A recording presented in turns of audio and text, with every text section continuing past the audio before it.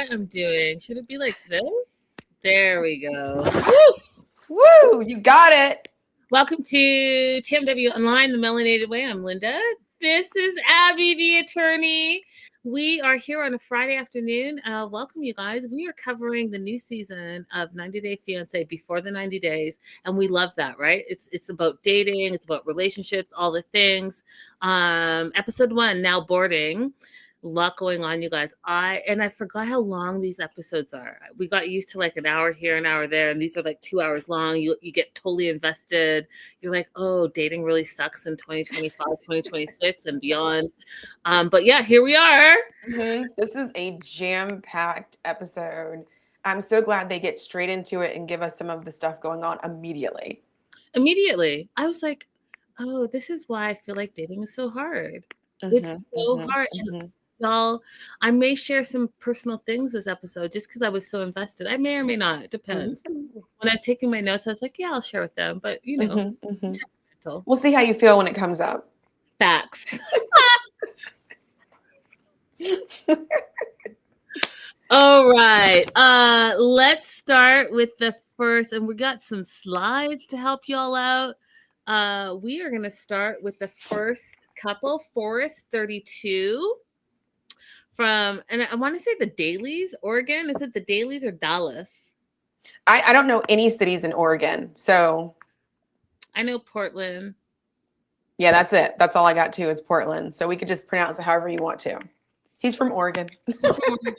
And Sheena and his mom, Molly. Okay, so Sheena's 40 from the Philippines. What I did think was interesting here, Abby, is that we don't really see her at all. No pictures of her. Like, we saw pictures of everyone else. So we have a picture of her on the screen here. But I thought it was interesting because I was like, okay, what's really going on here? Is this going to be like a scam situation? Because we're not seeing anything about this Sheena girl this whole entire episode. And I know next episode we do see a little something, but it was a little suspect to me. It is a little suspect because now I'm thinking about it, and I feel like in the preview of next week, we saw him talking to a person, but we didn't see who he was talking to. Exactly. So what's up with that? Well, we'll find out. Right. So security cameras everywhere, you guys, in his house, and she watches him 24/7.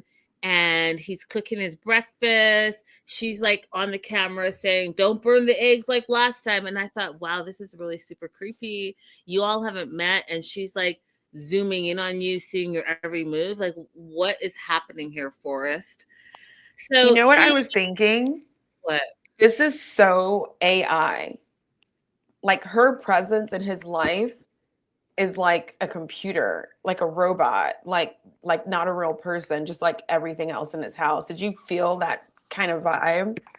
Yeah, I felt like, oh, this is really a mess already, and I'm only 5 minutes into the episode. Right. I was like, oh Lord, what is happening right now? Like, we cannot be. First of all, I knew something, not that, okay, you guys, this is going to sound wrong, and I don't mean it this way, but I knew like something was different about him. He was too like, you're 32 and what's happening right now, right? So that was my mindset. And now he has a smart home with cameras watching his every move. And as we go through the episode, we find out more and more about him. And I was like, oh, okay. Yeah. I said from the beginning too, I think we're going to find out that he is autistic. Oh, we do find out. Yeah. So sensors, light bulbs, has a girlfriend who has 24 access to everything and all the things about him, and he likes it. It feels like it comforts him, he says. She's always around, so you can imagine like a camera watching you in every situation. Like, I personally wouldn't like that. You know, there's sometimes I come home and I'm probably doing crazy stuff that I don't want someone else seeing. I just don't know. Yeah. They've been dating for 7 years. She's from the Philippines, but they've never met in real life. And you guys, oh God, what are your thoughts on that? Because I just personally feel, and you guys know this from all the years you guys have been watching us, you're not dating if you've never met in real life. You may be entertaining some online situationship, but you're not dating. Right.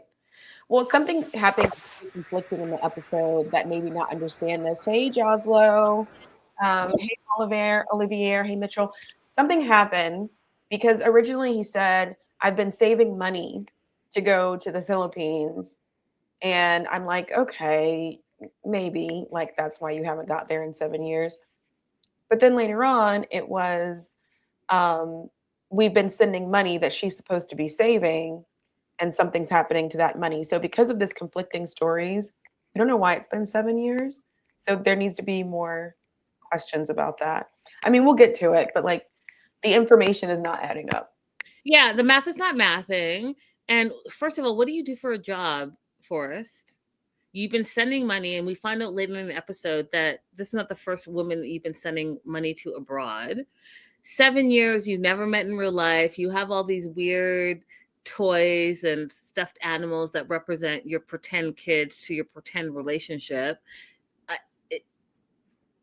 You guys, I'm trying to be open-minded, but it seems a little weird to me. I watch all the true crime, and listen, this is sounding like a setup to me. Sounds Right. like a setup, and it sounds like this is about to. And the simple fact, like we said at the top of our show, that they don't even show a picture of her.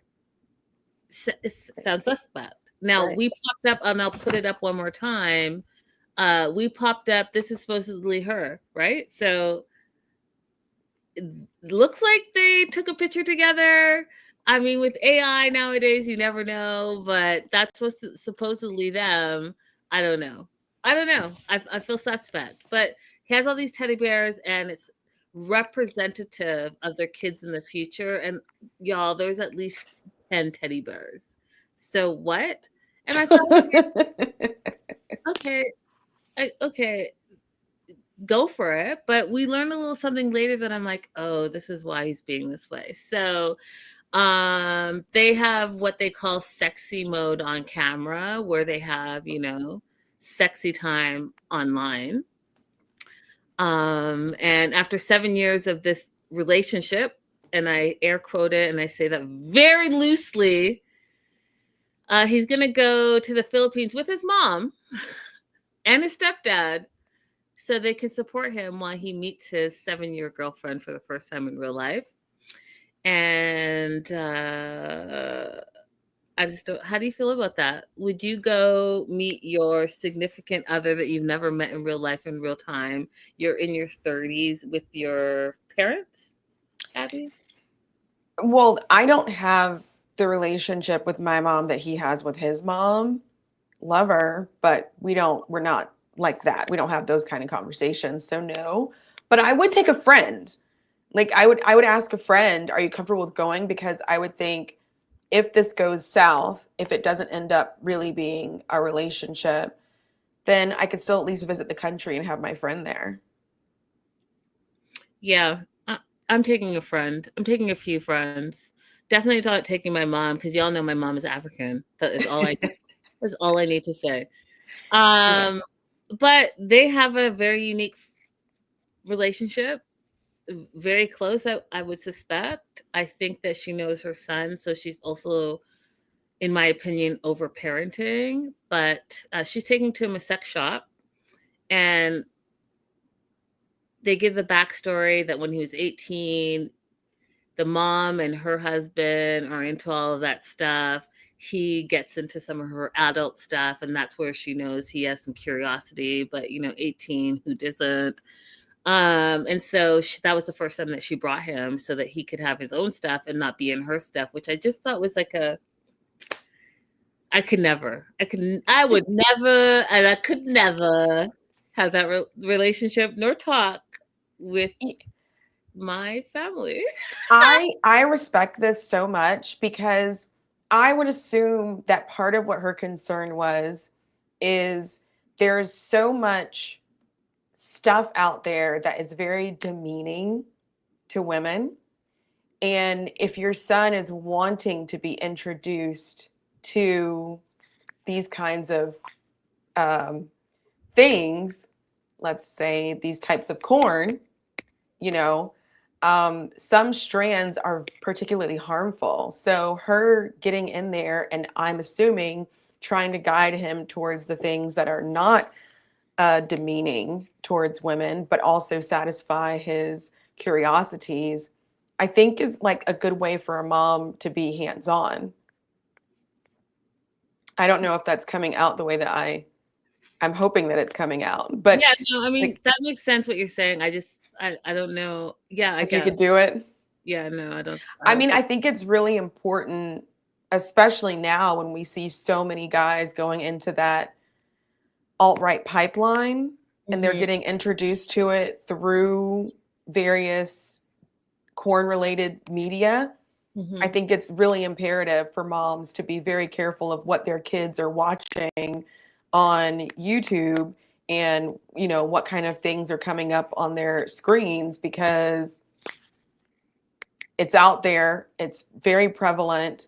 And even if you're a person who's looking to consume things that are consensual, it Mhm. still might get pushed off on you, the things that are not. So you just got to be careful. Jocelyn agrees with you. Yeah. Okay. Jocelyn, I'm glad you get it because I was like having trouble figuring out how I could say it on YouTube.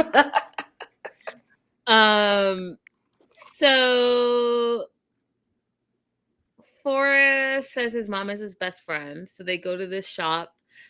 She recommends that he gets a little lingerie for Sheena. And she's like, so, what's her favorite color? Like, what does she like? And he's like, I think purple is her favorite color. And then we learned that Forrest is autistic and has ADHD. And, it Abby and I covered what did we cover, Abby? Snatch Me Abroad. Match Me Abroad and Harold. So we are now really familiar with dating and being autistic and all of that. And that's when it all clicked in for me. I was like, oh yeah, he has similar tendencies as far as I'm concerned so far, and it's only episode 1 of Harold. I Mm-hmm. recognize that. What were your thoughts? Oh, same. I mean, when he talked about, you know, a few years ago, I was having a hard time and my mom put me in a group, I was like, okay, somewhere on Asperger's, autism, somewhere in the spectrum here. Yeah. So autism and ADHD. So now I understand why the mom is being very motherly, right? And a little overly motherly, in my personal opinion, but I also get that she's trying to protect her son. So, she was worried about her son. So she added him to a Facebook group so that he could start to meet people and mix and mingle online. And that is how he met Sheena. And so they started talking, they hit it off, and 7 years later, haven't met, but they are both convinced that they are in a relationship. They go to buy this purple lingerie, and the salesperson's like, what does she like? What does she look like? And he's like, oh, she's about 5 feet, 200 pounds. And the mom's like, no, that's not what we say. We say she's like queen size. I thought that was cute, right? Very body positive, all of that. But like, there's no way he's gonna know that. Do Yeah, you know he what I was mean? being literal. He was literally answering the question. Yeah, I was like, queen size, okay. I mean, I don't think that would, because that wasn't the first thing it came to my mind. My mind was like, okay, he's describing exactly what she looks like. Hmm. I don't think that that's wrong. Yeah. Anyways, we also find out that they've only had online sexy time. He's a virgin. He's never even kissed a woman before. So not only is he a virgin, he's never kissed anyone before.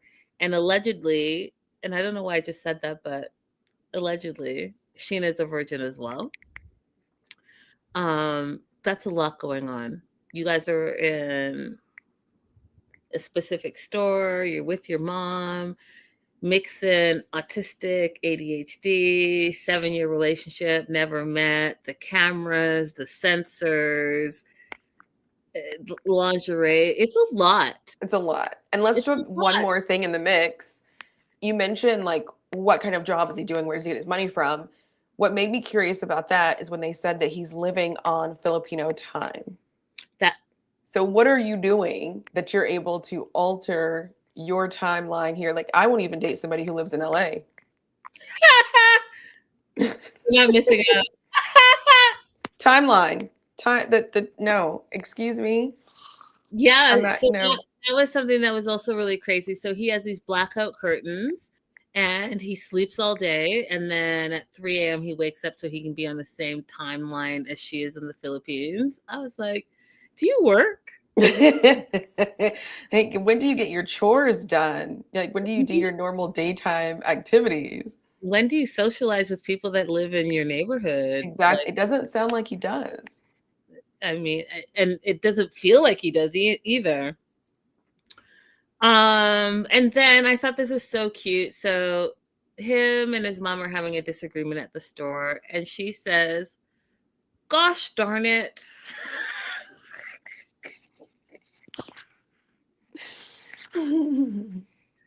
It's something I've never said in my entire life. I had to write it down, but hilarious. Gosh darn it.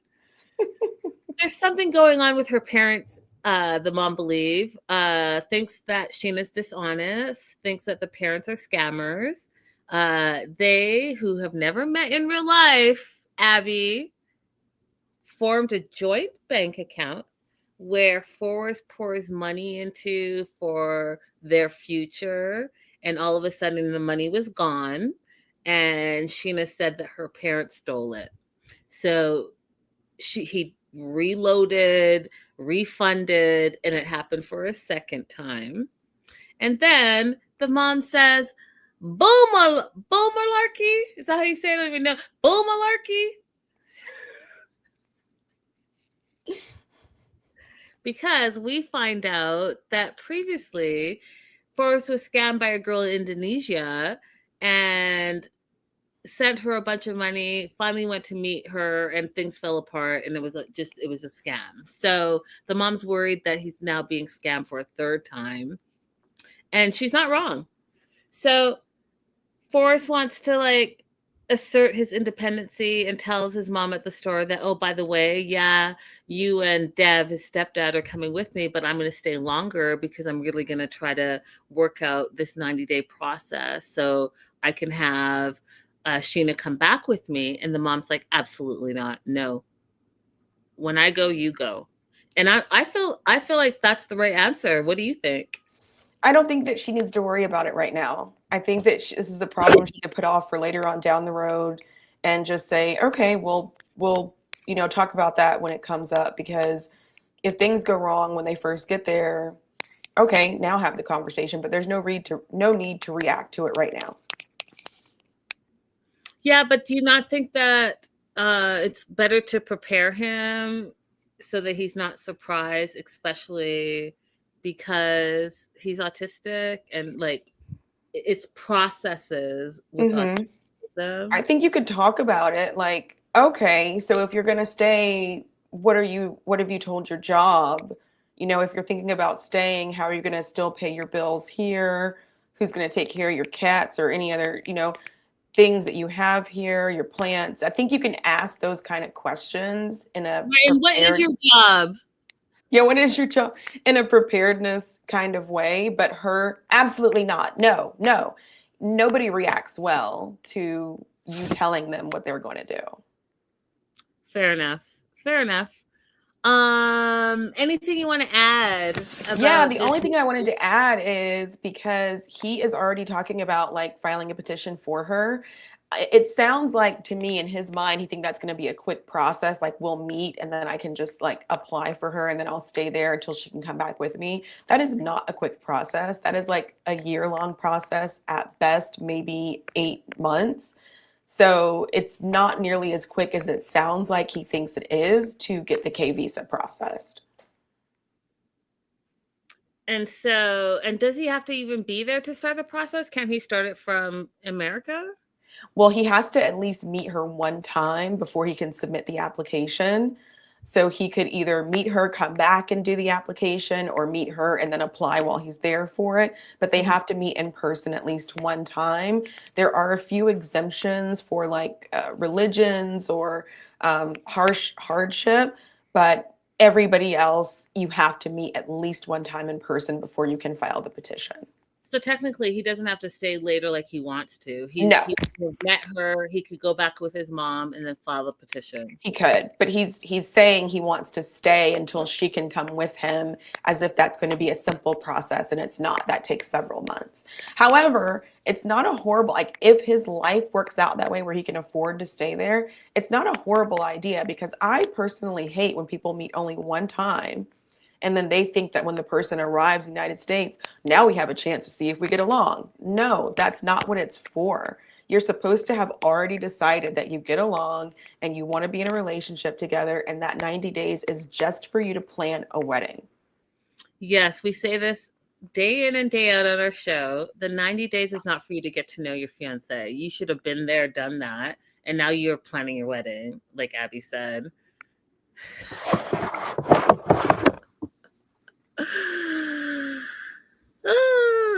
I just want to say the live chat, y'all are entertaining me. Some of the stuff I will never read out loud, but it's very entertaining. Keep it pushing and keep it going.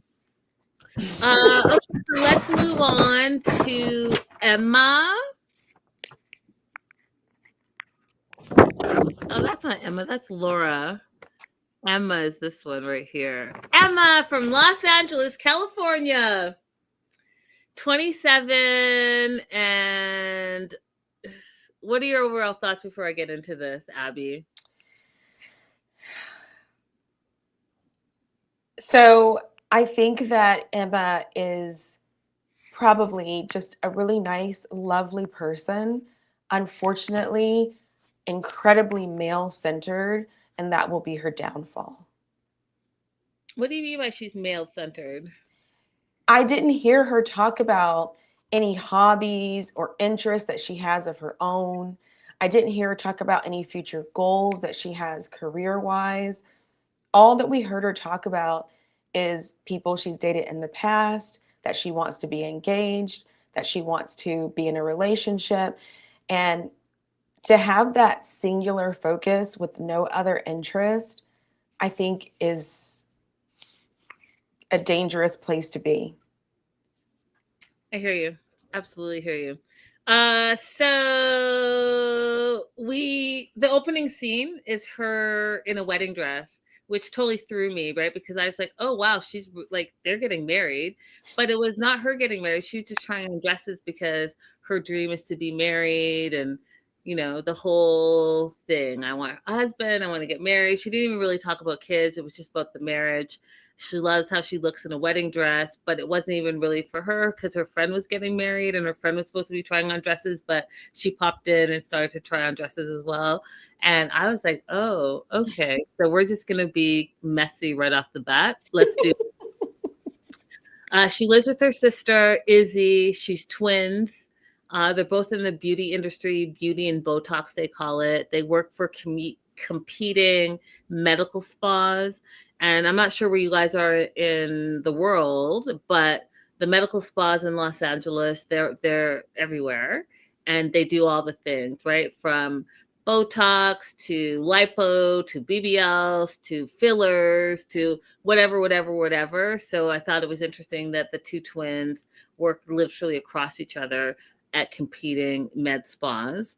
Both look gorgeous. Both look like, hey, listen, we partake in everything that we sell. So good on them. Their dating personalities as twins is completely different. I'm going to pull this off the screen real quick so that we can talk a little bit more. Here we go. Izzy takes her time meeting people, and Emma, according to Izzy, is boy crazy, and she falls in love after one shot of tequila. You give her 2 shots of tequila and she's going home with you. 3 shots and y'all are going to get married. And that's just how she is.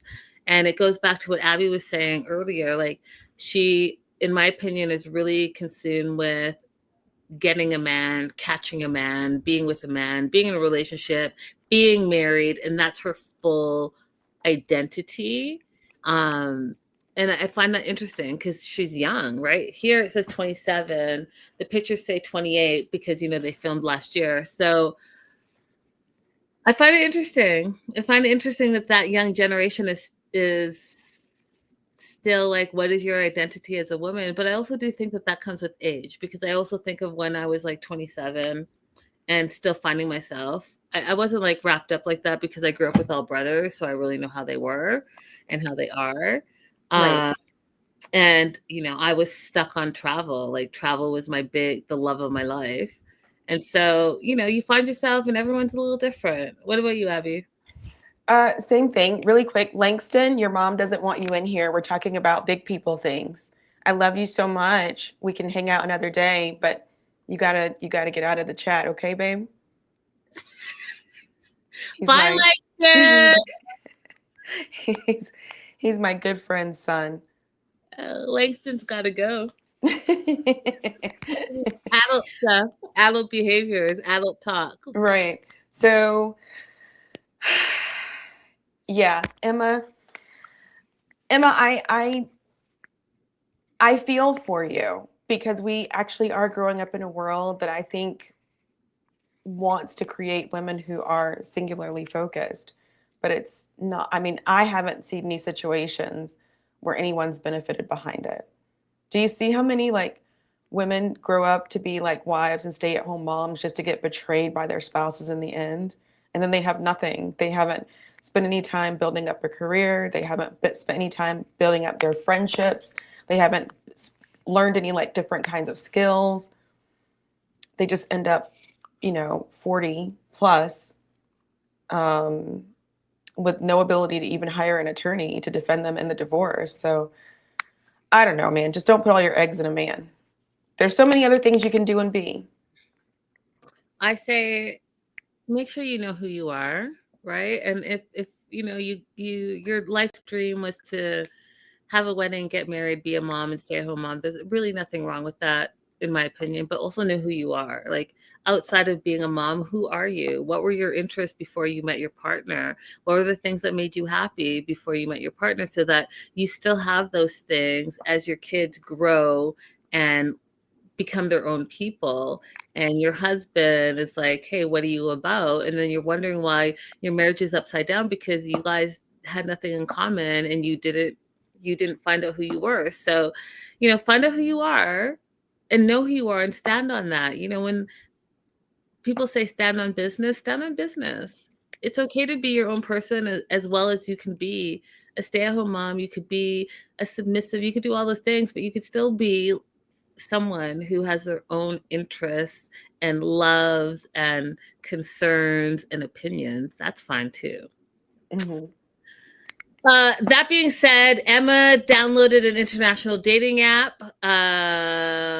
met Ziad 15 minutes later. They started talking, and bam, boom, within a week, they just were talking about getting married, and they started planning the marriage. They've never met, but they're about to be married. Now, one of the things we find out about Emma, 27, is that she's been down this road before. So her previous ex-fiance is also from Morocco. His name was Mohammed. And that was her first Moroccan boyfriend. And she loved him, but it didn't work out. And so this is not brand new. This is something that she is thinking is a pattern for her, which, I get, we have a type and we're like, oh, this is going to be my type and I'm going to go for it. And I think this guy's hot and he's Moroccan. So now I'm into Moroccans, and that's what she's doing.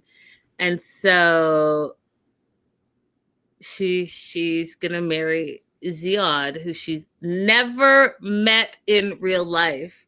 Now, y'all, I've said it before and I'm going to say it again.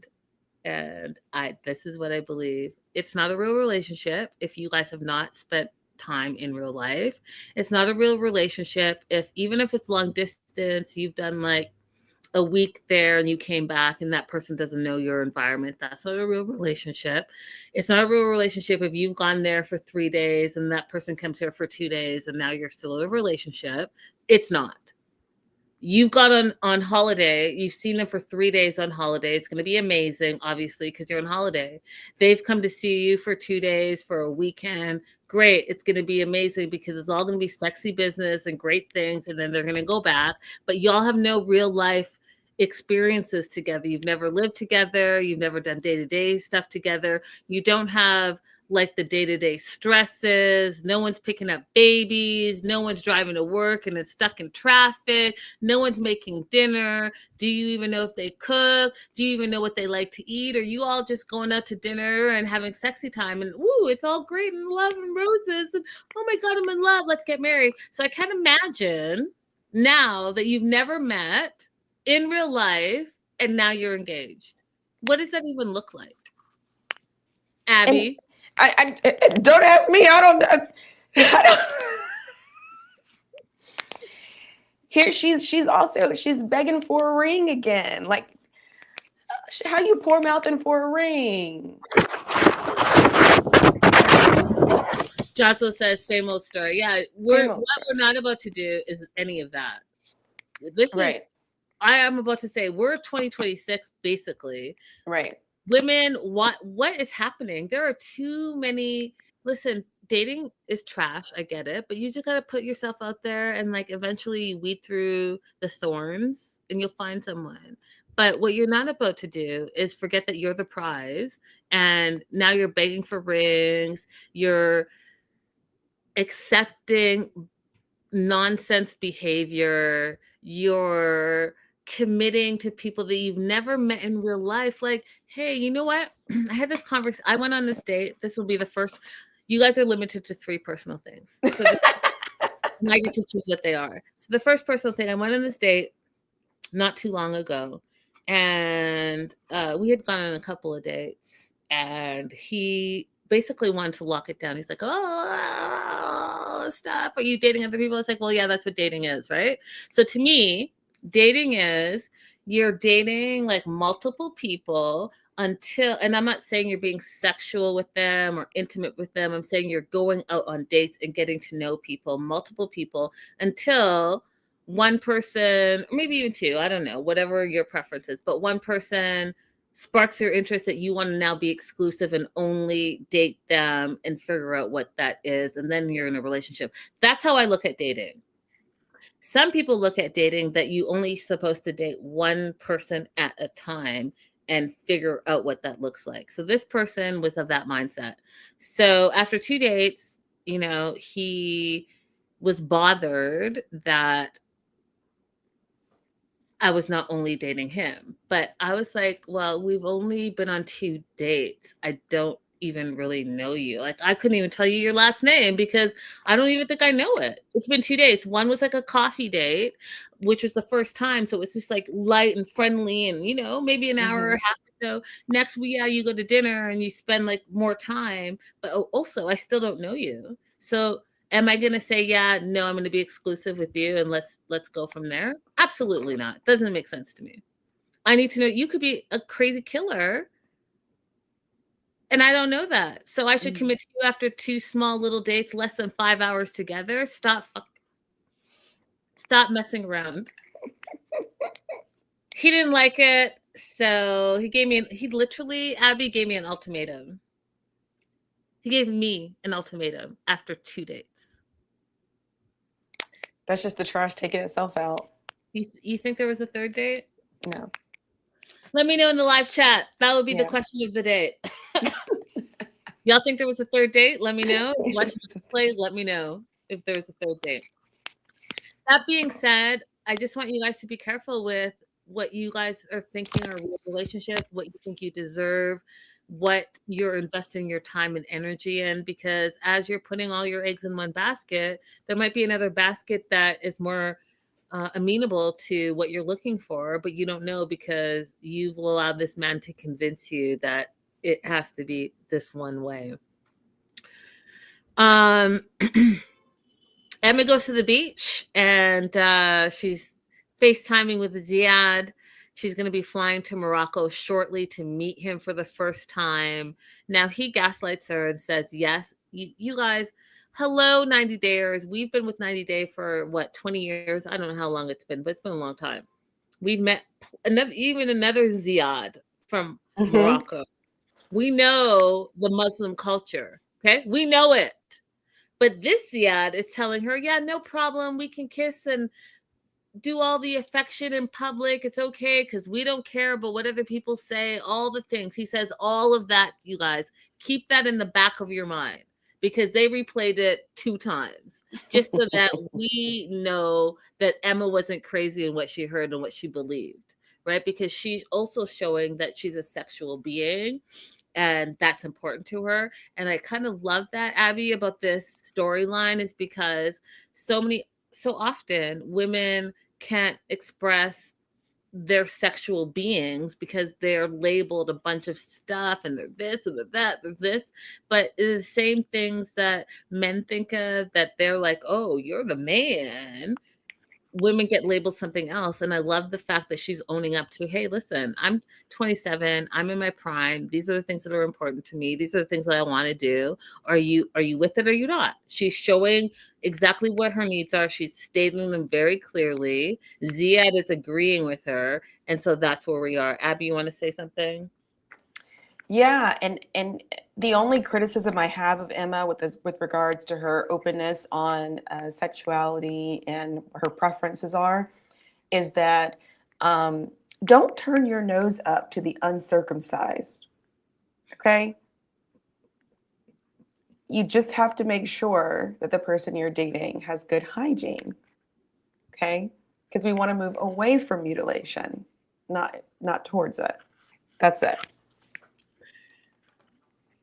She also adds that she wants to do everything on night 1.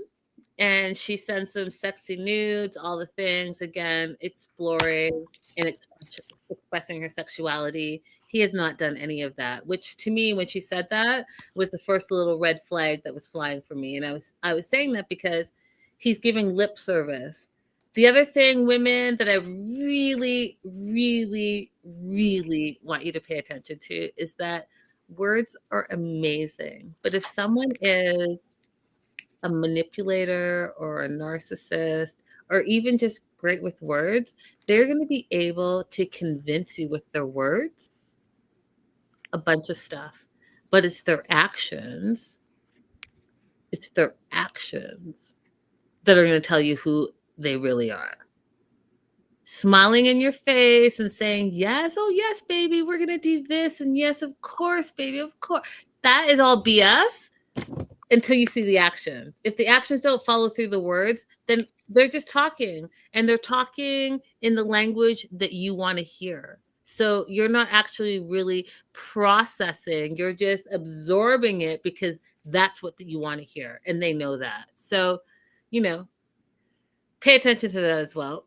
we get reintroduced to her sister, Izzy, as well as her brother, Zach. And they are reminding us of Muhammad and her engagement and how that whole thing was a mess. And we learn a little bit about their backstory. So she went over to Morocco, they got engaged, and on her way back, she had a funny feeling. And so she went on social media, she saw a message that she didn't like. So this shows her age a little bit as well, as far as I'm concerned. She messaged every girl that he was following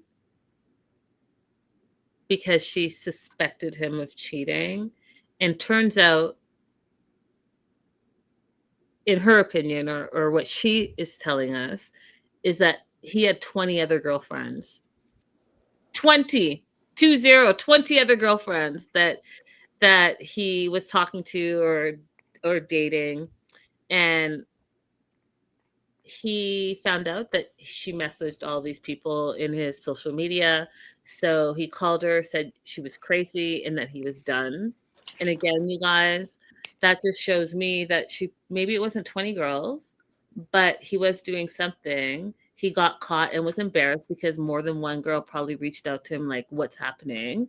And now he's mad and he's lashing out on her and making it her fault and making her seem like she's crazy. But I mean, is it excessive to reach out to a bunch of women that you don't know and say XYZ? It's excessive, but ladies, don't ever not follow your gut instinct. Had she not followed it, she may have married him and she would have been stuck in a crazy relationship. What are your thoughts, Abby? I believe in gossiping. You know, and I'm saying people, men in the past, like you can look up past societies where men tried to outlaw gossiping and outlaw women being able to socialize with each other, because they didn't want us to talk about their bad deeds behind their backs. Yeah. So I believe in gossiping. If anybody is dating my ex-husband and they want to come talk to me about it, I got you, girl. I'll tell you stories.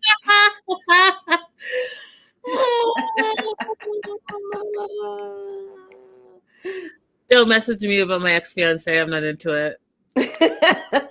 Live on your own. I don't have time for nonsense.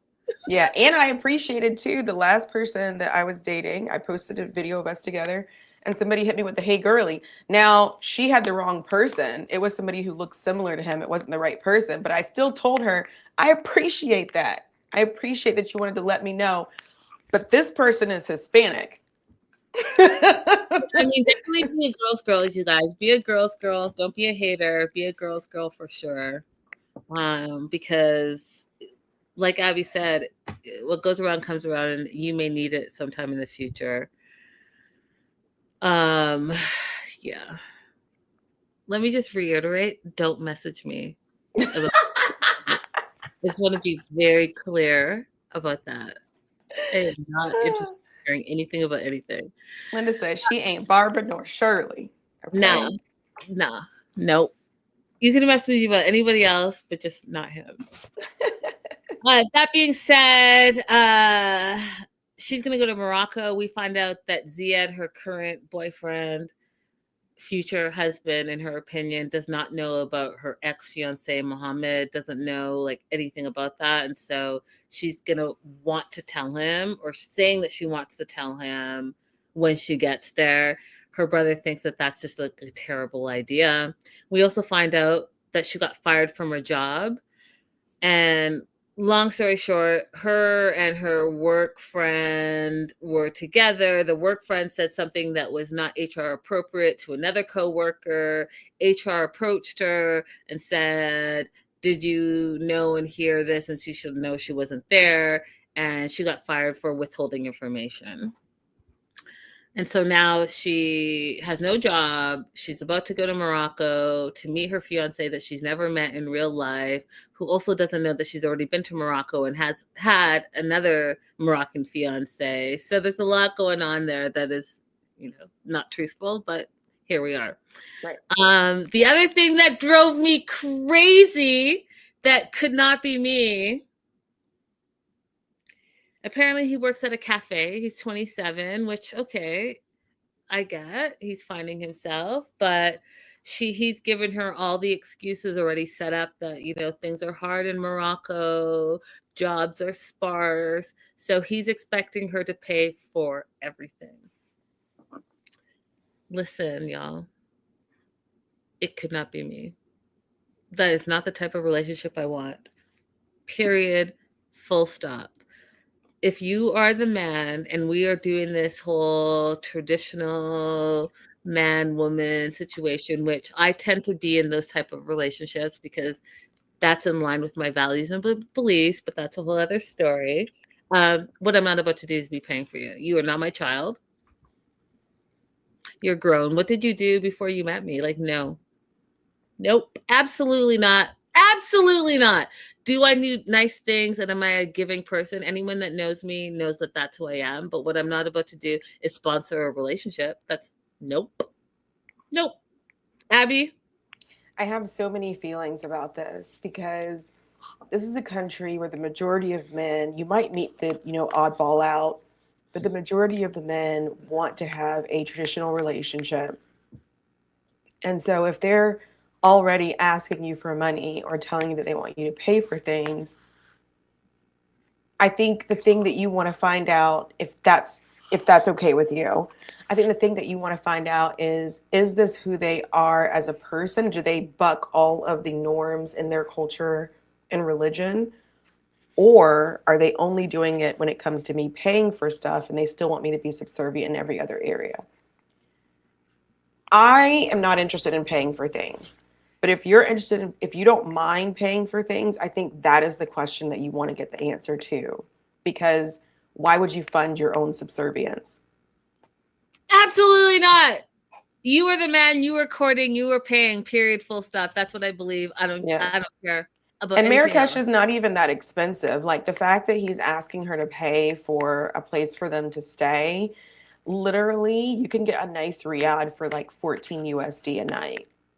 So asking her to pay for everything while she's there is ridiculous, in my opinion. I think that he should just say, this is what kind of place I have booked for us to stay. Is this acceptable for you? Show her what your money can pay for. And if she then says, I don't want to stay there, I'd rather stay at like a hotel with a spa or something, fine. But the fact that he's not even negotiating and just letting her pay for everything. But this is also the danger of being with somebody who's so male centered.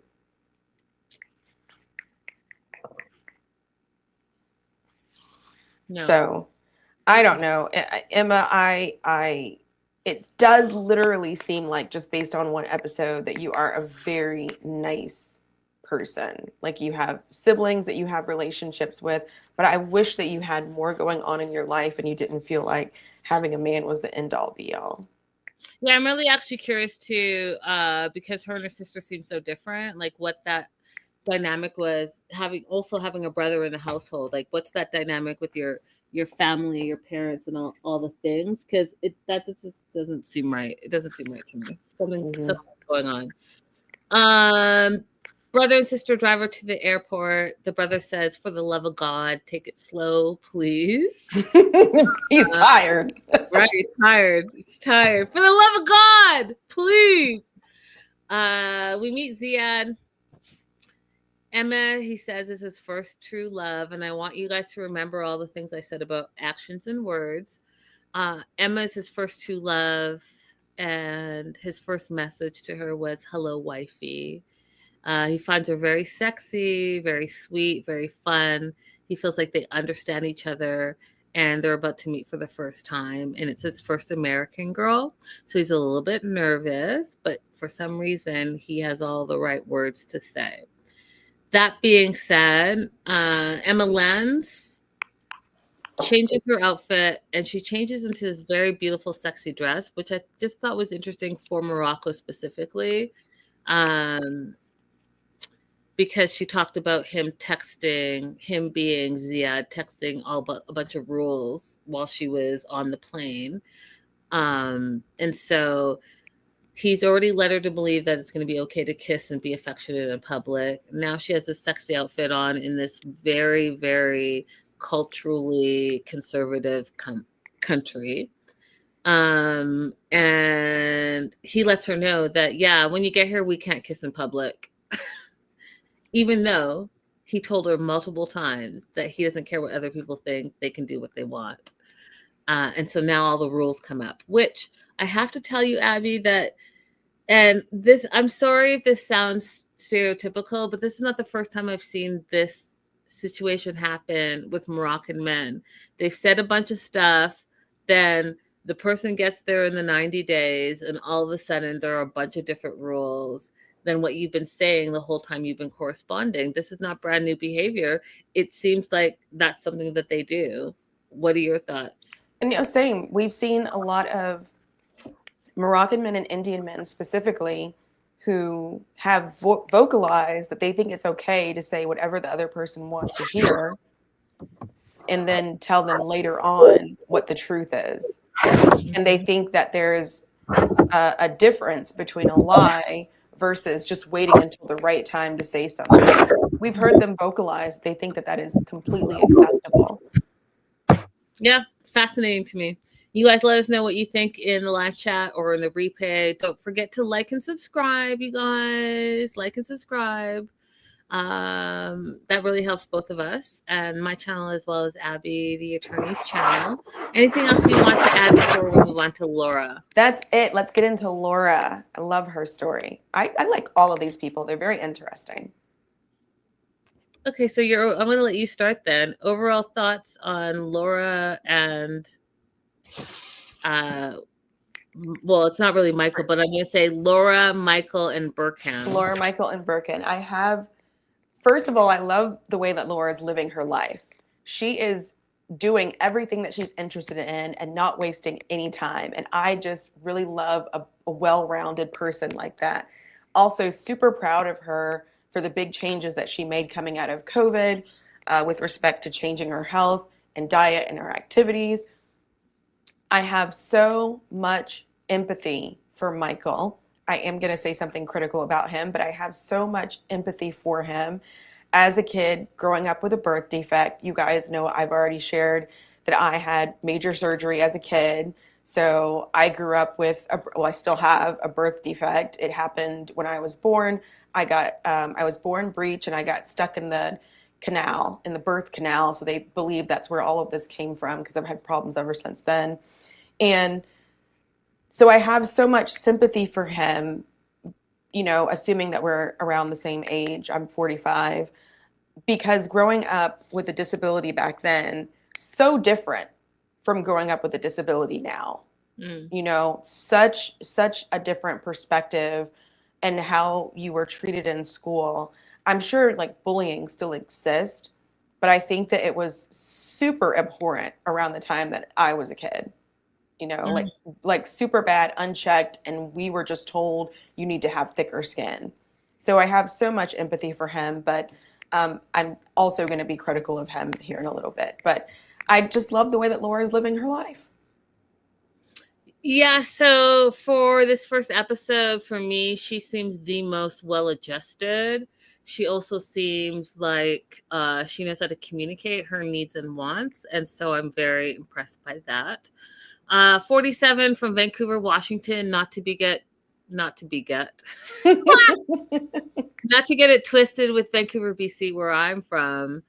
And her BFF, Michael, which we'll get into shortly. She's a 5th grade teacher, loves to talk, loves to communicate. Her friends got her onto AI because she obviously has a lot of questions and all the things. And so now she really has an AI relationship where her day-to-day life, she's talking to AI to get answers to all of her questions and to help her in her day-to-days. And she's into smutty romance novels. She might be a little bit of a writer. She gave us a sample of something that she wrote, and I thought that's absolutely up that whole genre. Mm-hmm. So go ahead, Laura, and work that out. I think you would do well. She got married when she was 21, didn't work out. She's dated, she's been engaged, all the things, but for whatever reasons, nothing has really panned out for her. And then she met Michael, and they met during pickleball. They hang out all the time. They cook together, they hike together, they bike together, they line dance together. They spend every waking minute together. But that's not her boyfriend. That is her best friend. And so while she's been spending all this time with Michael, she went online, met a guy from Turkey, and she is now going to go to Turkey to meet Burkham. And it's confusing. And things are confusing between her and Michael, her best friend, and her going to Turkey to meet who she thinks may be the love of her life, Burkham. Because again, they spend all their time together, and she's like, well, I guess he's just my best friend. And she says that because something happened in the past that I'll get to shortly, but she just friend zoned him. And I wanted to talk a little bit about that before we get into what exactly happened with them. But so if you went on a date, Abby, okay, so let's say you met someone and you went out with them a lot of times, but they weren't showing any romantic interest in you outward. Would you think that they just thought of you as a friend?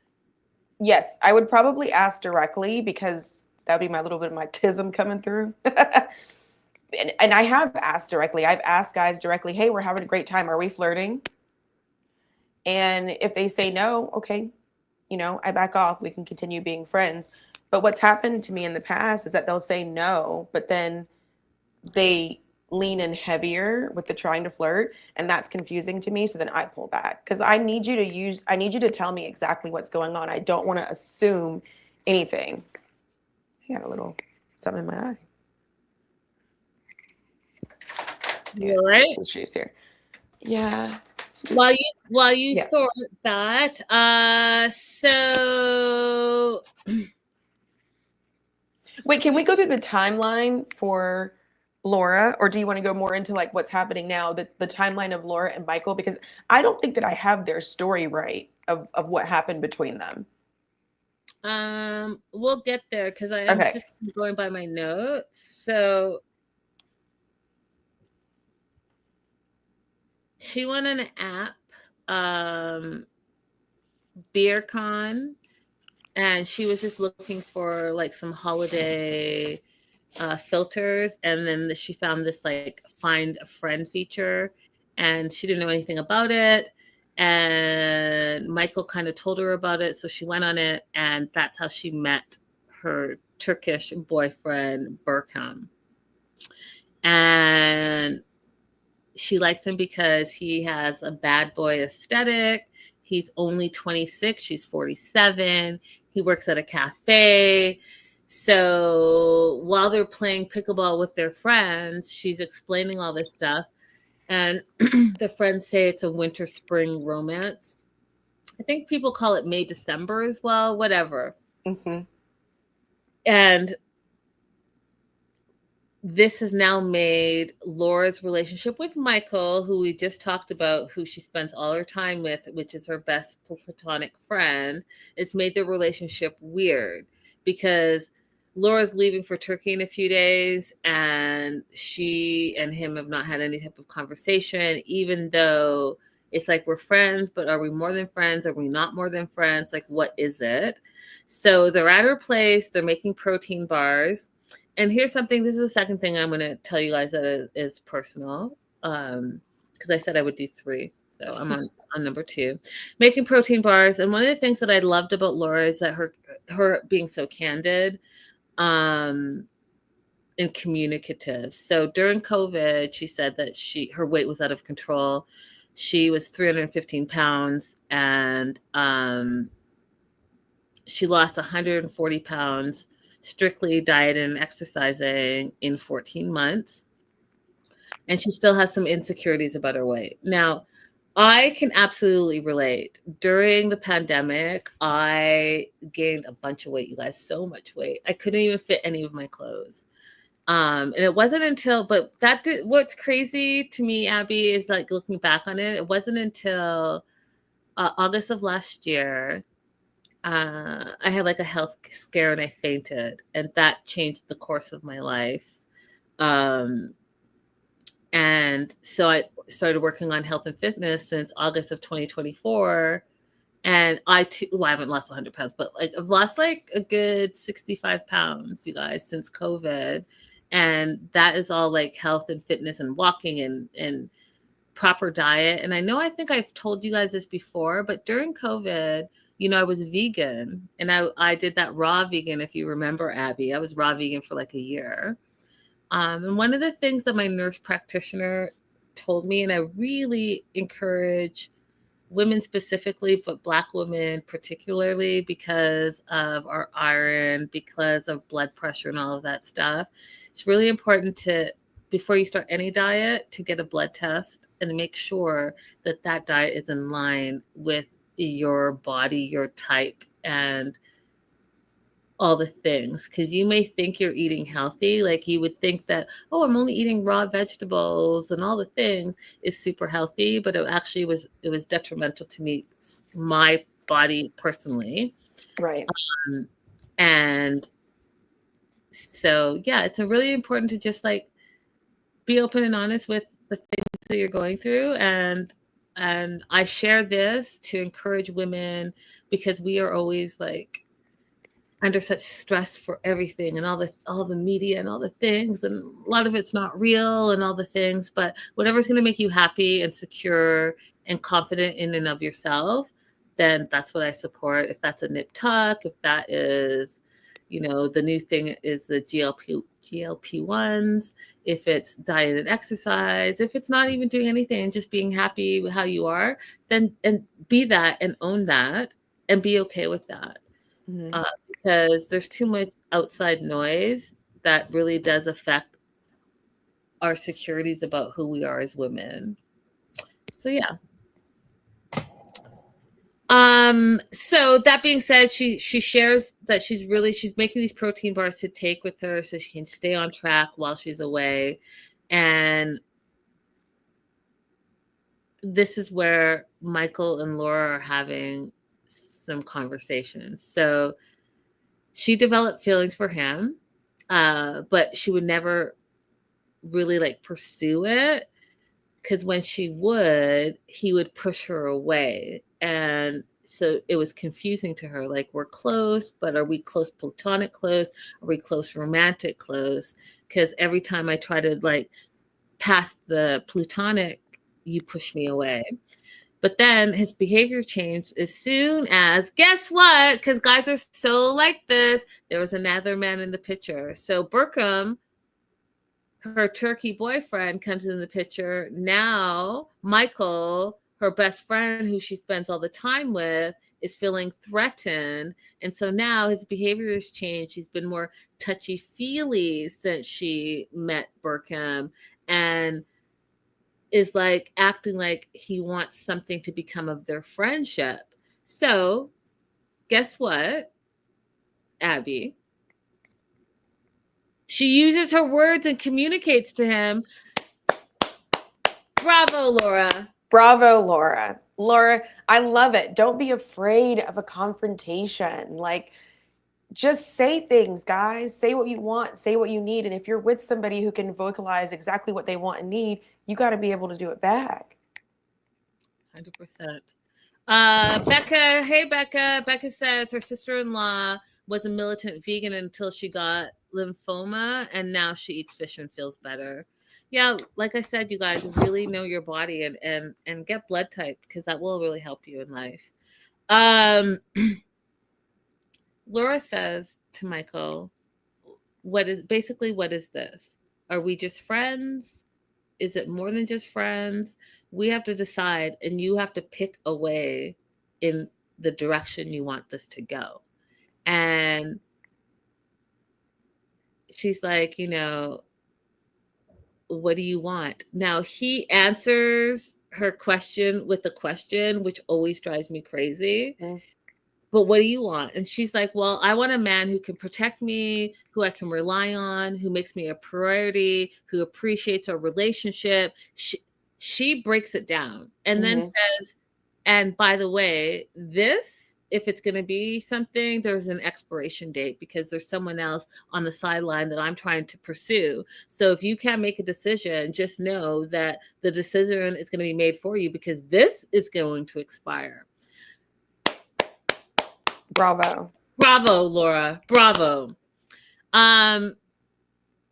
He says to her response to the things that she wants, the protection, priority, he says, that's what you deserve.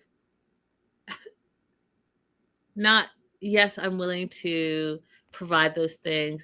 Not, yes, I want to be with you. Not, yes, I want to explore this. Not, yes, you're right, I want to step up to the plate. He says, and that's what you deserve this. You deserve that. And I appreciate a relationship. That's what he says. And he starts crying. And if you see my notes, you see no in all caps there, you guys. No. No. Now, I appreciate the fact that he is being a little vulnerable and tells us about his birth defect, and the fact that he's been rejected a lot in life. So he rejects people before they reject him. But you're a grown-ass man now.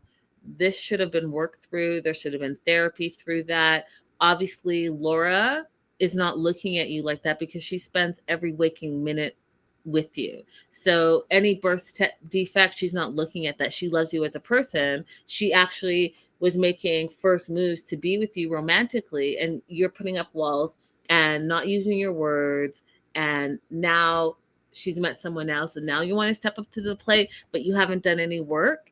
So you're gonna take her off her destiny so that she can be with you just to F it up because you haven't done the back work on yourself. That makes no sense to me. It makes no sense to me. You have to deal with that trauma.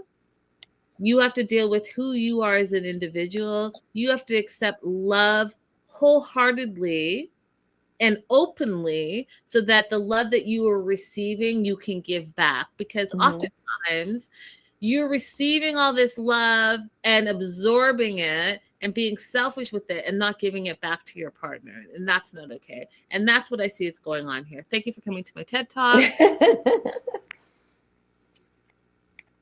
Laura deserves to be fully loved. Michael, you deserve to be fully loved as well, but you need to deal with your childhood trauma. And from what I've seen in this episode, you have yet to do that. You haven't.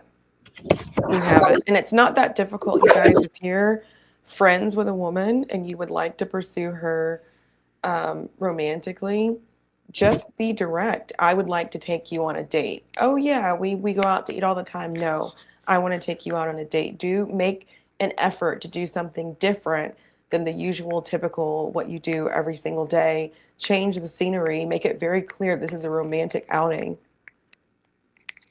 That's it. That's it. That's all. 100%. 100%. Last couple we meet, which is by far not all the couples, but the last couple we meet is Rick, which I'll pop him on stage right here, who's 52 from California, Los Angeles, our second Los Angeles participant, and Trisha, who is 25 from Madagascar. I'm going to go ahead and let you say your overall thoughts first. So someone got on to me when I did a little overview introducing all of the couples on TikTok. I said, oh, I hope they work out. They're cute together, right? And somebody was like, you hope they work out? That's a crazy age difference. There shouldn't be a 52-year-old dating a 25-year-old. And so I went back and looked at it and was like, oh God, you're right. Why I accidentally just rooted for everyone black without looking at anything further. So yeah, their age difference is an issue. It's even more of an issue because we learned that Rick has 3 adult children. You should not have adult children dating someone who's in the same age as your adult children. So that is already an issue. They also have one of Linda's 5 things that you always are supposed to like hash out when you're trying to be in a relationship with somebody. They already have one of those issues glaring, just red flag blowing in the wind.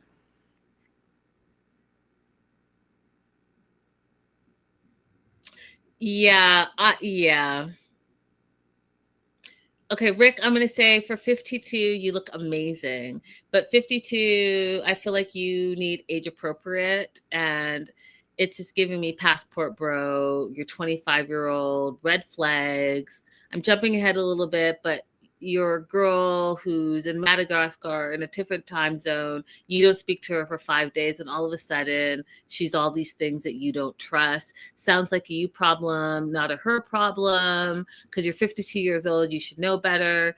I don't know. Something about him, and even like all his scenes were giving me 1990s vibe, from his thing to like how he talked, to all the things. I was like, you know, some people like peak and then they stay in that era, and they that's everything that he was giving me. That being said, he's a small business owner. Shout out to, you know, Black business. Temple Future, I think that's called. I want to shout that out. Raw extensions. I'm all about extensions. So, you know, shout out to that. Don't know. I'm not endorsing. I'm just saying I'm supporting Black business. But he has like a hair and wig extension business. Started it with his ex because his ex was a hairstylist. He gets apparently good hair. I don't know. Again, I don't know anything about it. But he gets his hair from India. He has ups and downs. But his busy season is during tax season, where he gives the stereotype that everyone has money during that. So it's very seasonal. He also is a tap dancer, and he teaches tap dancing. So he has a business. He's a tap dancer. And also 52, he has 5 kids. We don't know how many baby mamas, but we do know that 3 of the kids are grown and 2 are young, 10 and younger children, babies. And 10, I'm being very generous, y'all. Very generous. They're young. Like, take them on the swings and swing them around young. Mm-hmm. And he only says 2 young sons from his most recent marriage. So, how many baby mamas do you have? How many times have you been married? We already know that you have 5 kids. I'm not sure, like, I don't know what tap dancing pays. I don't know how many tap dancing classes you teach.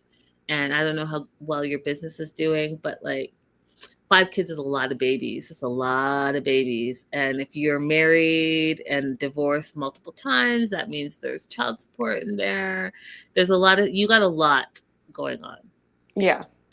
And you're worried about a 25-year-old not calling you for 5 days. I don't know. But he says he loves being a dad. His girlfriend, Trisha, is 25 from Madagascar. They asked him because she lives in the capital, and they asked him, he's like, I don't know. Let me Google it. Antanavaria. Wait, I'm saying it wrong now too, because I'm talking so much crap. Antonovivio, right? And you know what? It sounds good to me. I don't know how to say it. That's how you say it. Oof. See, that's what happens. Instant karma. So here's the other red flag that I had. So he said he went on a recent trip to Madagascar that sounded like a passport bro trip. He met 2 women on the dating site.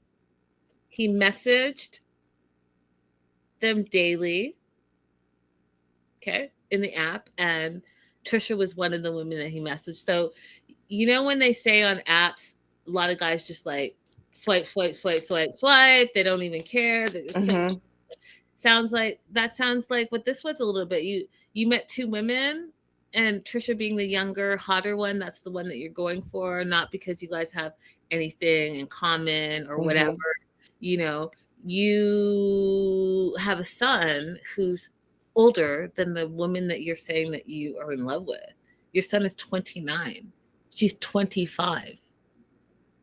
You're 27. You're a whole grown person a whole grown person older than her. Love is love, but like, stop it. What do you have in common? What do you have in common with your 5 babies? You should be focusing on that, because 2 of them are like 5 and 6. And you said that's from your most recent marriage. So when did that end? That you now are jumping into something else? Like y'all, I have too many questions. What is really going on here? What is really going on here? So I had the same questions you had, plus one more, which was, I'll ask you, Chat and Linda, should the kids be involved in who you're dating at that age? First of all, absolutely friggin' not. So you're FaceTiming with your babies and saying that Trisha's coming over soon. You don't know that. You met her one time. She's 25 years old. So you're involving your children who you don't trust her, you said, because she didn't call you after 5 days, but you're introducing them to your children, your babies, not even the grown ones who are adults and can make their own decisions, your babies. So then now they're going to get attached to her, and then she may or may not come over, but you've developed this whole situation that they're now going to have to detach themselves from if it doesn't work out. Doesn't make sense to me at all, because you haven't even established the foundation of your relationship yet. So why are you now introducing random people that you may or may not work out? Makes no sense to me. That's irresponsible. But then, 5 babies with I don't know how many mamas, 3 grown, 2 young. That's already telling me who you are, Mr. Tap Dancer. I'm sorry. Not sorry. Yeah. Tell me how you really feel, Linda. I will. Did you get it all out, dear? I did. You Okay, did. the third personal thing I'll tell you, and it's so funny because I see on Instagram how like uh guys will be in like they'll be in a relationship and they'll do this thing, like one thing that men can do that women can't do, and then they'll stand in front of the camera and they just won't say anything, and the girl will be beside them like asking questions like, oh, like what are we doing, like what do we have to say, and then they'll start mimicking what they do, like, oh, we're standing like this, okay, when does it start, like all the questions. I am that person. So this how can I explain this? I was out and I was wondering like what is this situation, right? So the person's just like being quiet, and so I was like, well, what is this, like are we doing this? I was talking about like the sunlight. I was like, oh, the lighting's good, and they kept going on, and then all of a sudden Abby, I just started laughing because I realized I am that person. I like to absorb information and knowledge, and the more I know, I feel like I make informed decisions for myself. But when you just blanketly say it XYZ and then you leave it at that, I'm gonna have some questions. And Mhm. you'd like to know that. Look how much I talk right now. Mhm. So I was doing all this talking and then I just bursted out laughing because I was realizing, oh, we're doing this thing where it's like, can you just not talk? Right. Well, I used to say that I'm not really a ride or die because I have questions. So that's probably the same thing. Like, I need to know what are we doing this for? What are we standing up for? Like in my younger years, a girlfriend came into my parents' house and was like, "Put your boots on. We're going to fight this girl right now." And I was like, "I have questions." Facts. Yeah. So Rick goes over to his sister's house. So it's Mika, her sister, Isaac, his brother-in-law, Dougie, his son, who's 29, older than his girlfriend, Trisha, who's 25, alleged girlfriend, and Doug, his dad. They're all like having barbecue, talking about Trisha and the 5 days that he wasn't able to get a hold of her. And the excuses that he said that she gave was that she was dealing with the police, and then her motorcycle got stolen, and her ex-boyfriend had got picked up for robbing someone. So he didn't hear from her 5 days. His words, she ghosted him, and he doesn't believe her. He is also insecure because he found out that her ex-boyfriend has money. He doesn't have money like that because, he has 5 kids. He's on a budget. And so now, instead of dealing with his own insecurities about providing and money and having a bunch of babies and a bunch of baby mamas, he's flipping it on her, saying she's hiding something, which I absolutely could not stand. Like, again, you just showed us your insecurities, but you're flipping it on the 25-year-old who is living her 25-year-old life. Think about when you were 25, you were in the streets for the streets, doing all the things. Yeah, you were working on yourself, but you're also finding yourself. So this 52-year-old is saying these all things could be true. She could be dealing with the police. She could have been pulled over for speeding. Someone could have stole her motorcycle. That could have happened. She could be dating a bad boy who, yes, is robbing and thieving and now is in prison, but she likes him because he's a bad boy. All of those things could be true. Why is she now the problem? Mm-hmm. Yeah, and like just like Becca said, if those things are true, then why aren't you expressing any kind of concern for her? If your fiance said that to you, wouldn't you be concerned? But like you said earlier, I just tend to think that if you're going to be in a long distance relationship like this, that you're not truly dating until you meet each other at least one time in person. So if she was dating somebody else during that time, like somebody was visiting her during that time, I just think that's her business. Y'all haven't met in person yet. How can you make her be exclusive with you? Plus, you're 27 years older than her. Right. Stop it. You're 27 years older. And the thing is, you're the one who's decided to continue the relationship after the 5-day thing happened. So if it made you uncomfortable, just stop talking to her.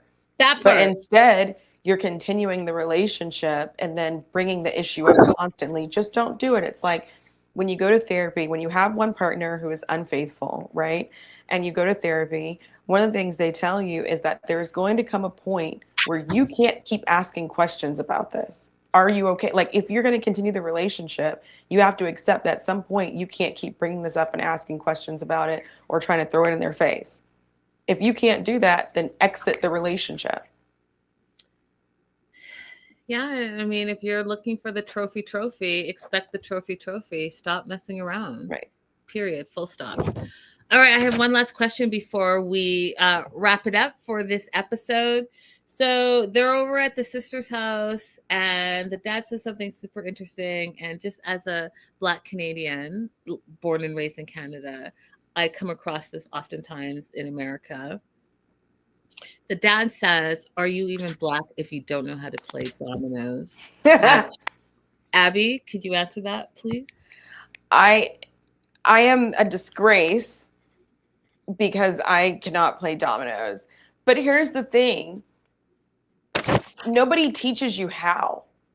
Like, I learned how to play spades by being thrown into spades games at the Lodge Hall after just watching for a few times.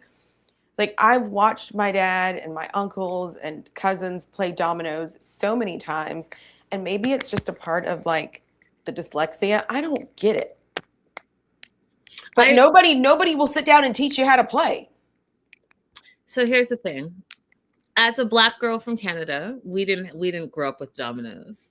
I don't know anything about dominoes. And here's the thing. In Los Angeles, no one will teach you dominoes. They'll be at a table all playing dominoes. Hey, I would love to learn. No one's going to teach you. You want to go on YouTube and say, hey, show me the directions on how to play dominoes. No one's going to properly teach you. I don't know what it is. It's like, hey, you should just know it, but no one wants to take the time to teach you. It's very catch-22-ish. And I'm just trying to say, if you guys are watching, do you know how to play dominoes? And would you teach someone who didn't know how to play dominoes how to play dominoes? Or are you just being a snobby 2x4? I'd like to know. I'd like to know. Because what you're not about to say is, oh, Linda, you're Canadian, that's why. No, I see y'all slamming the things, shaking it around. And if I'm going to be honest, hold on. I'm going to put this like this.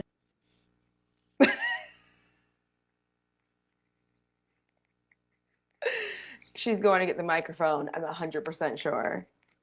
She is going to get the microphone. I have mine right here. But 2021, during the pandemic, I was so mad at y'all with the friggin' dominoes. I have a whole domino set. Look, not even open, plastic still on it. And you know what? You know what's crazy about this, y'all? So I bring my dominoes for someone to teach me how to play dominoes, and they made fun because they're blue. And they're supposed to be white. And so do I know how to play dominoes anymore? No. Do I have a cute blue domino set sitting in the house? There's no dust because I'm not like that, but pretend there's dust. Having dust, yeah. Don't know what it means, but I have some. I don't know what to tell you. I don't know what to tell you because I never learned dominoes. But if I wasn't just like a kid at the Lodge Hall, I would have not learned how to play spades. Well, I didn't learn how to play spades. It was just, we need a fourth player. You get in. And I just had to figure it out. Someone wants to teach me. Let me know.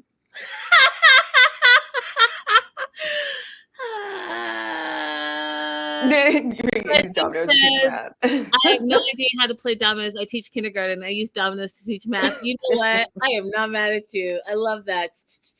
I love that. Love it. All right, you guys, that is it. So Monday and Fridays are going to be our days. Monday, we are the other way. And Fridays, we are before the 90 days. We love having you guys here. Thank you so much for tuning in. Happy Friday. We will see you on Monday. Don't forget to like and subscribe. And you know what? Tell a friend to tell a friend. And dear TLC, we've been covering this since AfterBuzz days. I'm a little left out in the cold with this holiday party that I did not get invited to. Abby and I shoulda, woulda, coulda, woulda been there. I had a cute dress I could have worn too, TLC. Facts. Bring us in. Loop-de-loop. Bye, guys. Bye. Rude. Yeah, Becca, rude.